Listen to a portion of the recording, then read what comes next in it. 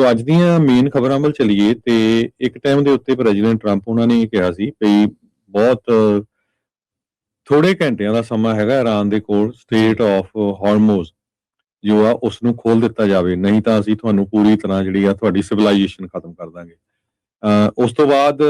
ਜੋ cease fire agreement ਹੋਇਆ 2 ਹਫ਼ਤਿਆਂ ਦਾ, ਤੇ ਪਿਛਲੇ ਹਫ਼ਤੇ ਜਿਹੜੀ ਗੱਲਬਾਤ ਵੀ ਹੋਈ ਪਰ ਉਹ ਗੱਲਬਾਤ ਕਿਸੇ ਸਿਰੇ ਨਹੀਂ ਚੜੀ ਹੈਗੀ। ਤੇ ਹੁਣ ਟਰੰਪ ਹੁਣੀ ਇਹ ਕਹਿੰਦੇ ਵੀ ਅਸੀਂ ਜਿਹੜੀ ਆ ਸਟੇਟ ਆਫ ਹਾਰਮੋਜ਼ ਆ ਉਸ ਨੂੰ ਬਲੌਕ ਕਰਨ ਜਾ ਰਹੇ ਹੈਗੇ ਆ। ਪ੍ਰੈਜ਼ੀਡੈਂਟ ਟਰੰਪ ਉਹਨਾਂ ਨੇ ਇਹ ਕਿਹਾ ਆ ਵੀ ਜੇ ਕੋਈ ਵੀ ਸ਼ਿਪ ਜਿਹੜਾ ਆ ਉੱਥੋਂ ਨਿਕਲੂਗਾ ਤੇ ਅਸੀਂ ਉਸ ਦੇ ਉੱਤੇ ਅਟੈਕ ਕਰਾਂਗੇ। ਸੋ ਆਲਰੇਡੀ ਯੂਐਸ ਨੇ ਜਿਹੜਾ ਆ ਬਲੌਕ ਕਰਨਾ ਜਿਹੜੇ ਸ਼ਿਪਸ ਹੈਗੇ ਆ, ਚਾਹੇ ਉਹ ਐਂਟਰ ਕਰ ਰਹੇ ਆ ਜਾਂ ਐਗਜ਼ਿਟ ਕਰ ਰਹੇ ਹੈਗੇ ਆ ਇਰਾਨੀਅਨ ਪੋਰਟਸ ਤੋਂ ਜੋ ਸਟੇਟ ਆਫ ਹਾਰਮੋਜ਼ ਦੇ ਲਾਗੇ ਹੈਗੇ ਆ, ਉਹ ਕੱਲ ਦੇ ਰਾਤ ਦੇ 10 ਵਜੇ ਤੋਂ ਬੰਦ ਕੀਤੇ ਹੋਏ ਹੈਗੇ ਆ। ਟਰੰਪ ਉਹਨਾਂ ਨੇ ਇਹ ਕਿਹਾ ਵੀ ਇਰਾਨ ਜਿਹੜਾ ਆ ਉਹ ਨਿਊਕਲੀਅਰ ਐਂਬੀਸ਼ਨਸ ਨੂੰ ਛੱਡਣਾ ਨਹੀਂ ਚਾਹੁੰਦਾ ਹੈਗਾ। ਅੱਜ ਮੈਂ ਵੀ ਉਹਨਾਂ ਦੇ ਜਿਹੜੇ ਫੋਰਨ ਮਿਨਿਸਟਰ ਆ ਅਰਗਾਚੀ, ਉਹਨਾਂ ਦੀ ਜਿਹੜੀ ਗੱਲਬਾਤ ਸੁਣ ਰਿਹਾ ਸੀ, ਉਹ ਕਹਿੰਦੇ ਵੀ ਸਾਡਾ ਇੰਡੀਪੈਂਡੈਂਟ ਮੁਲਕ ਆ ਤੇ ਸਾਡਾ ਹੱਕ ਹੈਗਾ ਆ ਵੀ ਅਸੀਂ ਇਸ ਨੂੰ ਬਣਾਈਏ, ਜਦ ਕਿ ਬਾਕੀ ਸਾਰੀ ਦੁਨੀਆ ਦੇ ਜਿਹੜੇ ਨਿਊਕਲੀਅਰ ਜੋ ਐਂਬੀਸ਼ਨਸ ਹੈਗੀਆਂ ਤੇ ਸਾਡੀ ਵੀ ਜਿਹੜੀ ਇਹ ਖਾਹਿਸ਼ ਹੈਗੀ ਆ ਤੇ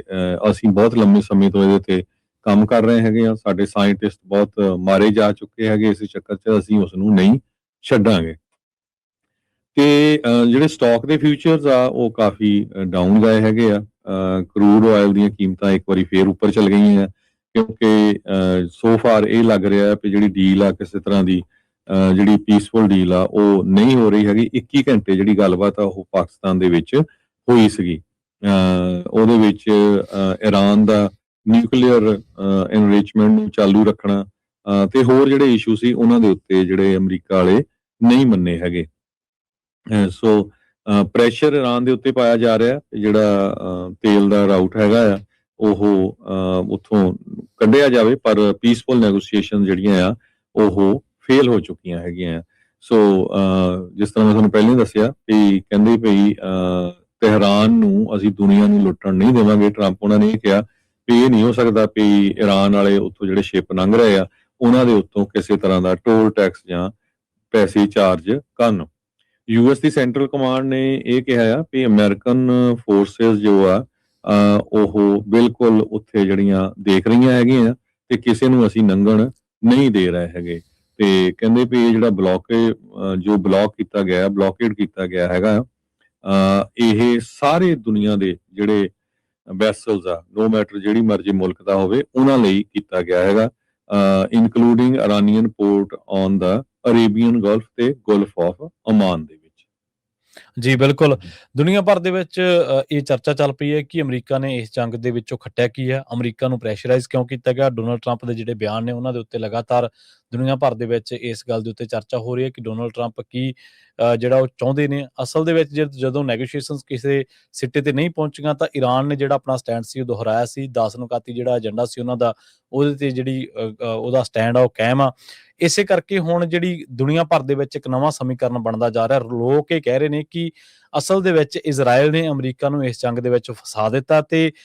ਈਰਾਨ ਦੀ ਜਿਹੜੀ ਪਿੱਠ ਆ, ਈਰਾਨ ਨੂੰ ਜਿਹੜਾ ਬੈਕ ਕਰ ਰਹੇ ਨੇ ਉਹ ਰੂਸ ਤੇ ਚੀਨ ਕਰ ਰਹੇ ਨੇ, ਕਿਉਂਕਿ ਈਰਾਨ ਦੇ ਤੇਲ ਦੀ ਜੇਕਰ ਆਪਾਂ ਗੱਲ ਕਰੀਏ ਤਾਂ ਇਸ ਟਾਈਮ ਵੀ ਸਭ ਤੋਂ ਵੱਡਾ ਜੇ ਉਹਦਾ ਕੋਈ ਗਾਹਕ ਆ ਤਾਂ ਉਹ ਇਸ ਟਾਈਮ ਚੀਨ ਹੈ। ਤਕਰੀਬਨ 80% ਤੋਂ ਵੱਧ ਜੇ ਕੋਈ ਈਰਾਨ ਦਾ ਤੇਲ ਖਰੀਦ ਰਿਹਾ ਤੇ ਉਹ ਚੀਨ ਖਰੀਦ ਰਿਹਾ। ਤੇ ਚੀਨ ਦੇ ਵੀ ਜਨਰਲ ਨੇ ਬਿਆਨ ਦੇ ਦਿੱਤਾ, ਉਹ ਵੀ ਚਰਚਾ ਦੇ ਵਿੱਚ ਹੈ ਕਿ ਅਸੀਂ ਜੇਕਰ ਹਾਰਮੋਜ਼ ਸਟੇਟ ਨੂੰ ਕੋਈ ਉਹਦੇ ਉੱਤੇ ਕੋਈ ਕਬਜ਼ਾ ਕਰਨ ਦੀ ਗੱਲ ਕਹੂਗਾ ਜਾਂ ਕੁਝ ਕਰੂਗਾ ਤੇ ਅਸੀਂ ਵੀ ਫਿਰ ਆਪਣੇ ਜਿਹੜਾ ਐਕਸ਼ਨ ਆ ਉਹਦੇ ਤੋਂ ਪਿੱਛੇ ਨਹੀਂ ਹਟਾਂਗੇ। ਮਤਲਬ ਹੁਣ ਇਹ ਸਿੱਧੀ ਲੜਾਈ ਤਾਂ ਬੇਸ਼ੱਕ ਦੇਖਣ ਨੂੰ ਈਰਾਨ ਤੇ ਅਮਰੀਕਾ ਦੇ ਵਿਚਾਲੇ ਆ, ਪਰ ਇਹ ਅਸਿੱਧੀ ਲੜਾਈ ਇਜ਼ਰਾਈਲ ਦੀ ਵੀ ਹੈ ਤੇ ਰੂਸ ਤੇ ਚੀਨ ਵੀ ਇਹਦੇ ਵਿੱਚ ਕਿਤੇ ਨਾ ਕਿਤੇ ਅਸਿੱਧੀ ਲੜਾਈ ਦੇ ਵਿੱਚ ਆਪਾਂ ਨੂੰ ਨਜ਼ਰ ਆਉਂਦੇ ਨੇ। ਪਾਕਿਸਤਾਨ ਦੇ ਵਿੱਚ ਜਿਹੜੀਆਂ ਨੈਗੋਸ਼ੀਏਸ਼ਨਸ ਹੋਈਆਂ ਸਨ ਬੇਸ਼ੱਕ ਉਹ ਬੇਸਿੱਟਾ ਰਹੀਆਂ, ਪਰ ਲੋਕ ਇਸ ਪੱਖੋਂ ਭਾਰਤ ਦੀ ਆਲੋਚਨਾ ਕਰ ਰਹੇ ਨੇ। ਲੋਕ ਕਹਿੰਦੇ ਵੀ ਤੁਹਾਡੀ ਡਿਪਲੋਮੈਸੀ ਫੇਲ ਹੈ, ਅਸਲ ਦੇ ਵਿੱਚ ਤੁਸੀਂ ਚੁੱਪ ਨੂੰ ਆਪਣਾ ਸੰਦ ਬਣਾਈ ਬੈਠੇ ਆ, ਵੀ ਤੁਸੀਂ ਹਰੇਕ ਮਸਲੇ ਤੇ ਚੁੱਪ ਕਰ ਜਾਂਦੇ ਆ ਤੇ ਉਦੋਂ ਜਦੋਂ ਕੋਈ ਗੱਲ ਜਵਾਬਦੇਹੀ ਦੀ ਆਉਂਦੀ ਹੈ ਜਾਂ ਕੋਈ ਲੋਕ ਤੁਹਾਨੂੰ ਸਵਾਲ ਪੁੱਛਦੇ ਆ, ਕਹਿਣ ਨੂੰ ਤੁਸੀਂ ਵਿਸ਼ਵ ਗੁਰੂ ਆ, 140 ਕਰੋੜ ਦੀ ਆਬਾਦੀ ਵਾਲਾ ਮੁਲਕ ਆ, ਦੁਨੀਆ ਦੀ ਚੌਥੀ ਵੱਡੀ ਆਰਥਿਕਤਾ ਹੈ, ਪਰ ਜਦੋਂ ਕੋਈ ਵੱਡੀ ਨੈਗੋਸੀਏਸ਼ਨ ਹੁੰਦੀ ਹੈ ਪਾਵਰਸ ਦੇ ਵਿਚਾਲੇ ਜਾਂ ਅਮਰੀਕਾ ਦੀ ਕਿਸੇ ਗੱਲ ਦੇ ਵਿੱਚ ਤਾਂ ਉਦੋਂ ਤੁਸੀਂ ਜਿਹੜਾ ਉਹ ਆਪਦਾ ਚੁੱਪ ਕਰਕੇ ਤੇ ਡੰਗ ਟਪਾਈ ਦੇ ਜਿਹੜਾ ਮਾਮਲੇ ਦੇ ਉੱਤੇ ਆ ਜਾਂਦੇ ਆ। ਸੋ ਇਹ ਸਾਰਾ ਕੁਝ ਜਿਹੜਾ ਲੰਘੇ ਹਫ਼ਤੇ ਦੇ ਵਿੱਚ ਚਰਚਾ ਦਾ ਵਿਸ਼ਾ ਰਿਹਾ। ਹੁਣ ਵੀ ਜਿਹੜਾ ਉਹ ਇਸ ਟਾਈਮ ਦੁਨੀਆ ਦਾ ਤਰਾਹ ਕੱਢਿਆ ਹੋਇਆ ਹਾਰਮੋਜ਼ ਸਟੇਟ ਨੇ, ਜਿਵੇਂ ਕਿ ਹਰਜੋਤ ਸਿੰਘ ਖਾਲਸਾ ਜੀ ਨੇ ਜ਼ਿਕਰ ਕੀਤਾ, ਹਾਰਮੋਜ਼ ਸਟ੍ਰੇਟ ਦੇ ਉੱਤੇ ਜਿਹੜਾ ਲਗਾਤਾਰ ਆਪਾਂ ਕਹਿ ਲਈਏ ਕਿ ਦਬਾਅ ਇੱਕ ਤਰੀਕੇ ਦੇ ਨਾਲ ਵਧਦਾ ਜਾ ਰਿਹਾ। ਇਹ ਇੱਕ ਅਜਿਹਾ ਜ਼ੋਨ ਬਣ ਗਿਆ ਜਿਸ ਜ਼ੋਨ ਦੇ ਉੱਤੇ ਆਉਣ ਵਾਲੀਆਂ ਜਿਹੜੀਆਂ ਕਈ ਦਿਨਾਂ ਦਾ ਜਿਹੜਾ ਜੰਗ ਦਾ ਮੁਕਾਮ ਕੀ ਹੋ ਸਕਦਾ, ਜੰਗ ਜਾ ਕਿੱਧਰ ਨੂੰ ਸਕਦੀ ਹੈ, ਉਹ ਸਾਰੀ ਗੱਲ ਹੁਣ ਹਾਰਮੋਜ਼ ਸਟ੍ਰੇਟ ਦੇ ਉੱਤੇ ਆ ਟਿਕੀ ਆ। ਖਾੜੀ ਦੇ ਜਿਹੜੇ ਮੁਲਕ ਨੇ ਉਹਨਾਂ ਦਾ ਦਬਾਅ ਵੀ ਹੈਗਾ, ਤੇ ਜਿਹੜੇ ਅਮਰੀਕਾ ਦੇ ਇਸ ਟਾਈਮ ਅਲਾਈਜ਼ ਮੁਲਕ ਨੇ, ਜਿਵੇਂ ਆਪਾਂ ਦੇਖਿਆ ਯੂਰਪ ਦਾ ਝੁਕਾਅ, ਨਾਟੋ ਦਾ ਝੁਕਾਅ, ਸੋ ਇਹ ਸਾਰੇ ਜਿੰਨੇ ਵੀ ਪਰਿਪੇਖ ਦੇ ਵਿੱਚ ਇਸ ਟਾਈਮ ਜੇ ਸਵਾਲ ਸਭ ਤੋਂ ਵੱਧ ਕਿਸੇ ਤੇ ਹੋ ਰਹੇ ਨੇ ਤਾਂ ਉਹ ਈਰਾਨ ਤੇ ਨਹੀਂ ਹੋ ਰਹੇ, ਸਵਾਲ ਇਸ ਟਾਈਮ ਇਜ਼ਰਾਈਲ ਤੇ ਅਮਰੀਕਾ ਨੂੰ ਹੋ ਰਹੇ ਨੇ, ਖਾਸ ਕਰਕੇ ਅਮਰੀਕੀ ਰਾਸ਼ਟਰਪਤੀ ਡੋਨਾਲਡ ਟਰੰਪ ਨੂੰ, ਕਿਉਂਕਿ ਜਿਹੜੀ ਵੈਂਸ ਜਦੋਂ ਗਏ ਸਨ ਤਾਂ ਬਹੁਤ ਸਾਰੀਆਂ ਉਮੀਦਾਂ ਅਮਰੀਕੀਆਂ ਨੂੰ ਵੀ ਸੀਗੀਆਂ, ਤੇ ਅਮਰੀਕਾ ਦਾ ਵੀ ਇੱਕ ਹਿੱਸਾ ਮੰਨਦਾ ਹੈ ਕਿ ਇਹ ਜਿਹੜੀ ਜੰਗ ਆ ਉਹ ਇਜ਼ਰਾਈਲ ਨੇ ਅਮਰੀਕਾ ਦੇ ਉੱਤੇ ਥੋਪੀ ਆ। ਤੇ ਜਿਵੇਂ ਆਪਾਂ ਇਸ ਟਾਈਮ ਕੱਚੇ ਤੇਲ ਦੀ ਗੱਲ ਕੀਤੀ ਆ, ਤੇ ਯੂਰਪ ਦੇ ਵਿੱਚ ਤੁਰੰਤ ਡਿਲੀਵਰੀ ਵਾਲਾ ਜਿਹੜਾ ਕੱਚਾ ਤੇਲ ਆ, ਇਹਦੀਆਂ ਕੀਮਤਾਂ $150 ਪ੍ਰਤੀ ਬੈਰਲ ਦੇ ਰਿਕਾਰਡ ਪੱਧਰ ਦੇ ਨੇੜੇ ਪਹੁੰਚ ਗਈਆਂ ਨੇ। LSEG ਦਾ ਜਿਹੜਾ ਡਾਟਾ ਜਾਂ ਵਪਾਰੀਆਂ ਦੇ ਮੁਤਾਬਕ ਅਮਰੀਕਾ ਵੱਲੋਂ ਹਾਰਮੋਜ਼ ਜਲਮਾਰਗ ਦੀ ਘੇਰਾਬੰਦੀ ਕਰਨ ਦੀ ਜਿਹੜੀ ਸਕੀਮ ਹੈ, ਇਹਨੇ ਸਪਲਾਈ ਦੇ ਵਿੱਚ ਲੰਮੇ ਸਮੇਂ ਤੱਕ ਵਿਘਨ ਪੈਣ ਦੀ ਜਿਹੜੀ ਚਿੰਤਾ ਉਹ ਵਧਾ ਦਿੱਤੀ ਆ, ਜਿਸ ਕਰਕੇ ਤੇਲ ਦੀਆਂ ਕੀਮਤਾਂ ਵੀ ਨਵੀਆਂ ਸਿਖਰਾਂ ਤੇ ਪਹੁੰਚ ਗਈਆਂ ਨੇ। ਵਿੱਤੀ ਬਾਜ਼ਾਰਾਂ ਦੇ ਵਿੱਚ ਬੈਂਚਮਾਰਕ ਮੰਨੇ ਜਾਣ ਵਾਲੇ ਬ੍ਰੈਂਟ ਕਰੂਡ ਫਿਊਚਰਸ ਦੀ ਕੀਮਤ ਜੂਨ ਦੀ ਡਿਲੀਵਰੀ ਦੇ ਲਈ 6% ਵੱਧ ਕੇ $100 ਪ੍ਰਤੀ ਬੈਰਲ ਤੋਂ ਪਾਰ ਹੋ ਗਈ ਆ।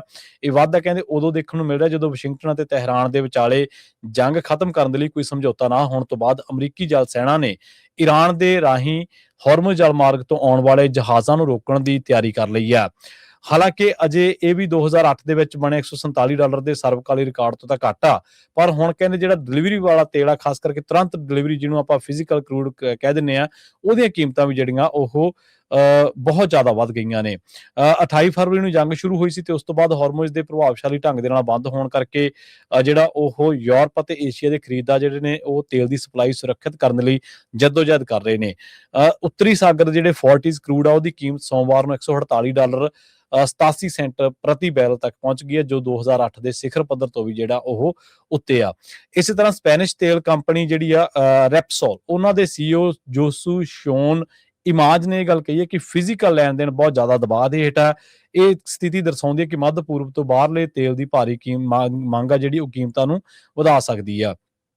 ਅਮਰੀਕੀ WTI ਮਿਡਲੈਂਡ ਜਿਹੜਾ ਕਰੂਡ ਆ, ਜਿਹੜਾ ਕਿ ਯੂਰਪ ਭੇਜਿਆ ਜਾਂਦਾ, ਉਹ ਵੀ ਆਪਣੇ ਹੁਣ ਤੱਕ ਦੇ ਸਭ ਤੋਂ ਉੱਚੇ ਪੱਧਰ ਤੇ ਵਿਕ ਰਿਹਾ। ਪੱਛਮੀ ਅਫਰੀਕਾ ਦੇ ਵਿੱਚ ਨਾਈਜੀਰੀਅਨ ਬੋਨੀਨਾਈਟ ਕੁਆ ਬੋਏ ਤੇਲ ਦੀਆਂ ਕੀਮਤਾਂ ਦੇ ਵਿੱਚ ਵੀ ਰਿਕਾਰਡ ਪੱਧਰ ਤੇ ਪਹੁੰਚ ਚੁੱਕੀਆਂ ਨੇ। ਸਥਿਤੀ ਨੂੰ ਕਾਬੂ ਰੱਖਣ ਦੇ ਲਈ ਸੰਬੰਧਿਤ ਖੇਤਰਾਂ ਦੀ ਨਿਗਰਾਨੀ ਤਾਂ ਕਹਿੰਦੇ ਜਾਰੀ ਹੈ, ਪਰ ਮੌਜੂਦਾ ਤਣਾਅ ਕਰਕੇ ਬਾਜ਼ਾਰ ਦੇ ਵਿੱਚ ਜਿਹੜੀ ਅਸਥਿਰਤਾ ਉਹ ਲਗਾਤਾਰ ਬਣੀ ਹੋਈ ਆ। ਪੁਲਿਸ ਅਤੇ ਹੋਰ ਸੁਰੱਖਿਆ ਏਜੰਸੀਆਂ ਸਮੁੰਦਰੀ ਰਸਤਿਆਂ ਤੇ ਨਜ਼ਰ ਰੱਖ ਰਹੀਆਂ ਨੇ, ਪਰ ਲੈਬਨਾਨ ਅਤੇ ਈਰਾਨ ਦੇ ਸੰਘਰਸ਼ ਨੇ ਆਰਥਿਕ ਮਾਹਰਾਂ ਦੀ ਜਿਹੜੀ ਚਿੰਤਾ ਉਹ ਵਧਾ ਦਿੱਤੀ ਆ। ਲੋਕ ਬੇਸ਼ੱਕ ਇਹ ਗੱਲ ਕਹਿਣ ਨੂੰ ਹਲੇ ਬਹੁਤ ਜਲਦਬਾਜ਼ੀ ਲੱਗਦੀ ਆ, ਪਰ ਲੋਕ ਇਹ ਵੀ ਗੱਲ ਕਹਿ ਰਹੇ ਨੇ ਕਿ ਆਉਣ ਵਾਲੇ ਟਾਈਮ ਦੇ ਵਿੱਚ ਜਿਹੜਾ ਕੌਮਾਂਤਰੀ ਪੱਧਰ ਤੇ ਜਿਹੜਾ ਸ਼ਕਤੀਆਂ ਦਾ ਸਮੀਕਰਨ ਆ, ਉਹ ਵੀ ਇਸ ਜੰਗ ਦੇ ਉਪਾਦ ਬਦਲ ਸਕਦੇ ਨੇ। ਦੁਨੀਆ ਨੂੰ ਵਰਲਡ ਵਾਰ 2 ਦੇ ਨਾਲ ਜਿਹੜੀ ਕਿ ਗੁੱਟਬੰਦੀ ਤੋਂ ਬਾਅਦ ਹੀ ਸ਼ੁਰੂ ਹੋਈ ਸੀ, ਉਹਦੇ ਨਾਲ ਜੋੜ ਕੇ ਵੀ ਦੇਖਣ ਲੱਗ ਪਏ ਨੇ। ਅਮਰੀਕਾ ਦੇ ਵਿੱਚ ਇਨਫਲੇਸ਼ਨ, ਅਮਰੀਕਾ ਦੇ ਵਿੱਚ ਜਿਹੜਾ ਰਿਸੈਸ਼ਨ ਹੈ, ਉਹਦੇ ਬਾਰੇ ਵੀ ਰਿਪੋਰਟਾਂ ਨੇ ਜਿਹੜੀ, ਜਿਵੇਂ ਹਰਜੋਤ ਸਿੰਘ ਖਾਲਸਾ ਜੀ ਨੇ ਪਿਛਲੇ ਹਫ਼ਤੇ ਦੇ ਵਿੱਚ ਜ਼ਿਕਰ ਕੀਤਾ ਸੀ ਮੂਡੀ ਦੀ ਇੱਕ ਰਿਪੋਰਟ ਦੇ ਬਾਰੇ। ਸੋ ਇਕਨੋਮੀ ਨੂੰ ਲੈ ਕੇ ਵੀ ਅਮਰੀਕੀਆਂ ਦੇ ਵਿੱਚ ਖਾਸੀ ਜਿਹੜੀ ਇਸ ਟਾਈਮ ਚਿੰਤਾ ਉਹ ਦੇਖੀ ਜਾ ਸਕਦੀ ਹੈ। ਜੀ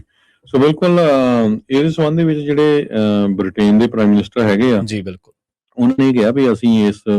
ਜਿਹੜਾ ਬਲੌਕੇਡ ਕੀਤਾ ਜਾ ਰਿਹਾ ਅਮਰੀਕਾ ਵੱਲੋਂ, ਉਹਦੇ ਵਿੱਚ ਕਿਸੇ ਤਰ੍ਹਾਂ ਦਾ ਹਿੱਸਾ ਨਹੀਂ ਲਵਾਂਗੇ। ਦੂਸਰੇ ਪਾਸੇ ਫਰਾਂਸ ਦੇ ਪ੍ਰੈਜ਼ੀਡੈਂਟ ਇਮੈਨੂਅਲ ਮੈਕਰਨ ਜੋ ਆ, ਉਹਨਾਂ ਨੇ ਇਹ ਕਿਹਾ ਵੀ ਅਸੀਂ ਪੀਸਫੁਲ ਮਲਟੀਨੈਸ਼ਨਲ ਮਿਸ਼ਨ ਦੇ ਉੱਤੇ ਵਰਕਆਊਟ ਕਰ ਰਹੇ ਹਾਂ, ਤਾਂ ਕਿ ਬਹੁਤ ਸਾਰੇ ਮੁਲਕ ਜਿਹੜੇ ਰਲ ਕੇ ਆ ਉੱਥੇ ਕੋਈ ਨਾ ਕੋਈ ਜਿਹੜਾ ਪੀਸਫੁਲ ਸੋਲੂਸ਼ਨ ਆ ਉਹਨੂੰ ਕੱਢਿਆ ਜਾਵੇ, ਤਾਂ ਕਿ ਉੱਥੋਂ ਜਿਹੜੇ ਤੇਲ ਦੇ ਟੈਂਕਰਸ ਆ ਉਹ ਲੰਘ ਸਕਣ।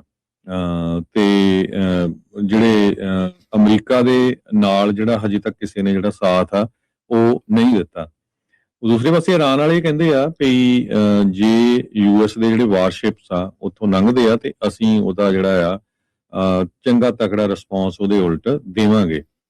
ਤੇ ਅਸੀਂ ਕਿਸੇ ਤਰ੍ਹਾਂ ਦੀ ਵੀ ਜਿਹੜੀ ਨਿਊਕਲੀਅਰ ਸਾਡੀ ਐਂਬੀਸ਼ਨਸ ਆ ਉਹਨੂੰ ਛੱਡਣ ਲਈ ਤਿਆਰ ਨਹੀਂ ਹਾਂ। Iran is unwilling to give up its nuclear ambitions, ਇਹ ਉਹਨਾਂ ਨੇ ਜਿਹੜੇ ਕਲੀਅਰ ਕੀਤਾ ਹੈਗਾ ਆ। ਸੋ ਲੱਗਦਾ ਨਹੀਂ ਜਿਹੜੀ ਸਿਚੁਏਸ਼ਨ ਆ ਹਜੇ ਤੱਕ ਕਿਸੇ ਤਰ੍ਹਾਂ ਜਿਹੜੀ ਠੰਡੀ ਪੈਂਦੀ ਹੋਵੇ, ਇਸੇ ਕਰਕੇ ਅੱਜ ਸਟਾਕ ਮਾਰਕੀਟ ਦੇ ਉੱਤੇ ਵੀ ਬੜਾ ਅਸਰ ਪੈ ਰਿਹਾ ਹੈਗਾ। ਪਾਕਿਸਤਾਨ ਵਾਲੇ ਦੂਜੇ ਪਾਸੇ ਪੂਰੀ ਤਿਆਰੀ ਕਰ ਰਹੇ ਆ, 21 ਘੰਟੇ ਦੀ ਗੱਲਬਾਤ ਤੋਂ ਬਾਅਦ ਹੋ ਸਕਦਾ ਕਹਿੰਦੇ ਦੂਜੀ ਵਾਰੀ ਫੇਰ ਗੱਲਬਾਤ ਹੋਵੇ, ਕਿਉਂਕਿ ਫੇਸ ਟੂ ਫੇਸ ਜਿਹੜੀ ਆ ਗੱਲਬਾਤ ਇਸਲਾਮਾਬਾਦ ਦੇ ਵਿੱਚ ਹੋਈ ਹੈਗੀ ਆ ਓਬਾਮਾ ਐਡਮਿਨਿਸਟ੍ਰੇਸ਼ਨ ਦੀ ਵੀ ਕਹਿੰਦੇ 2015 ਚ ਹੋਈ ਸੀਗੀ। ਉਸ ਟਾਈਮ ਦੇ ਉੱਤੇ ਨਿਊਕਲੀਅਰ ਜਿਹੜੀ ਉਹਨਾਂ ਦੀ ਜੋ ਬਣਾ ਰਹੇ ਹੈਗੇ ਆ ਐਨਰਿਚਮੈਂਟ ਨੂੰ ਲੈ ਕੇ, ਉਸ ਤੋਂ ਬਾਅਦ ਇਹ ਪਹਿਲੀ ਵੱਡੀ ਜਿਹੜੀ ਗੱਲਬਾਤ ਆ ਇਹ ਪ੍ਰੈਜ਼ੀਡੈਂਟ ਟਰੰਪ ਉਹਨਾਂ ਦੇ ਐਡਮਿਨਿਸਟ੍ਰੇਸ਼ਨ ਦੀ ਜਿਹੜੀ ਆ ਈਰਾਨ ਦੇ ਨਾਲ ਸਿੱਧੀ ਹੁਣ ਹੋਈ ਹੈਗੀ ਆ। ਜੀ ਬਿਲਕੁਲ, ਕਾਮਨ ਡ੍ਰੀਮਜ਼ ਜਿਹੜੀ ਵੈਬਸਾਈਟ ਆ ਉਹ ਇਹ ਰਿਪੋਰਟ ਕਰ ਰਹੀ ਆ ਵੀ ਈਰਾਨ ਦੇ ਜਿਹੜੇ ਟਾਪ ਡਿਪਲੋਮੈਟਸ ਨੇ ਉਹਨਾਂ ਨੇ ਇਹ ਗੱਲ ਕਹੀ ਹੈ ਵੀ ਟਰੰਪ ਟੀਮ ਹੈ ਜਿਹੜੀ ਇਹਨੇ ਸੈਬੋਟਾਈਜ਼ ਕੀਤਾ ਟਾਕ ਨੂੰ ਇੰਚ ਅਵੇ ਜਦੋਂ ਸੀਗੇ ਅਸੀਂ, ਕਹਿੰਦੇ ਵੀ ਥੋੜੀ ਦੂਰੀ ਤੋਂ ਪਹਿਲਾਂ ਹੀ ਨੇੜੇ ਪਹੁੰਚ ਗਏ ਸੀ ਅਸੀਂ, ਤੇ ਉਸ ਨੇ ਜਿਹੜੀ ਟਰੰਪ ਟੀਮ ਆ ਉਹਨਾਂ ਨੇ ਦੋਸ਼ ਲਾਇਆ। ਸੋ ਇਸ ਤੋਂ ਪਹਿਲਾਂ ਵੀ ਬ੍ਰਿਟੇਨ ਦੀ ਇੱਕ ਨੈਗੋਸੀਏਸ਼ਨ ਜਿਹੜੇ ਨੇ ਨੈਗੋਸ਼ੀਏਟਰ ਸੀਗੇ ਜਿਹੜੇ ਰਹੇ, ਉਹਨਾਂ ਨੇ ਦੋਸ਼ ਲਾਇਆ ਸੀਗਾ ਵੀ ਜੇਕਰ ਈਰਾਨ ਮੰਨ ਰਿਹਾ ਸੀ ਅਮਰੀਕਾ ਦੀਆਂ ਸਾਰੀਆਂ ਸ਼ਰਤਾਂ ਦਾ, ਫਿਰ ਹਮਲੇ ਨੂੰ ਜਿਹੜਾ ਅੰਜਾਮ ਆ ਉਹ ਕਿਉਂ ਦਿੱਤਾ ਗਿਆ। ਜਿਹੜੇ ਈਰਾਨ ਦੀ ਸਾਈਡ ਵਾਲੇ ਲੋਕ ਨੇ ਜਾਂ ਈਰਾਨੀ ਜਿਹੜੇ ਮੀਡੀਆ ਜਾਂ ਈਰਾਨ ਦੀ ਜਿਹੜੀ ਸਰਕਾਰ ਆ, ਉਹ ਵੀ ਇਹ ਗੱਲ ਦਾ ਦੋਸ਼ ਹਮੇਸ਼ਾ ਅਮਰੀਕਾ ਦੇ ਸਿਰ ਮੜਦੀ ਆ ਵੀ ਇਸ ਤੋਂ ਪਹਿਲਾਂ ਵੀ 2-3 ਵਾਰੀਆਂ ਹੋ ਚੁੱਕੀਆਂ ਨੇ ਜਦੋਂ ਇੱਕ ਪਾਸੇ ਨੈਗੋਸ਼ੀਏਸ਼ਨ ਚੱਲ ਰਹੀਆਂ ਸਨ, ਦੂਜੇ ਪਾਸੇ ਅਟੈਕ ਕਰ ਦਿੱਤਾ ਗਿਆ। ਸੋ ਕੁੱਲ ਮਿਲਾ ਕੇ ਜਿਹੜੀ ਅਮਰੀਕਨ ਕ੍ਰੈਡੀਬਿਲਿਟੀ ਆ ਜਾਂ ਅਮਰੀਕਾ ਦੀ ਜਿਹੜੀ ਗੱਲ ਨੂੰ ਵੈਲਿਊ ਦਿੱਤੀ ਜਾਂਦੀ ਆ, ਉਹ ਗੱਲਬਾਤ ਵੀ ਇਸ ਟਾਈਮ ਖਤਰੇ ਦੇ ਵਿੱਚ ਆਪਾਂ ਨੂੰ ਲੱਗਦੀ ਹੈ ਕਿ ਜਦੋਂ ਤੁਹਾਡੀ ਕ੍ਰੈਡੀਬਿਲਿਟੀ ਡਾਊਨ ਹੁੰਦੀ ਆ।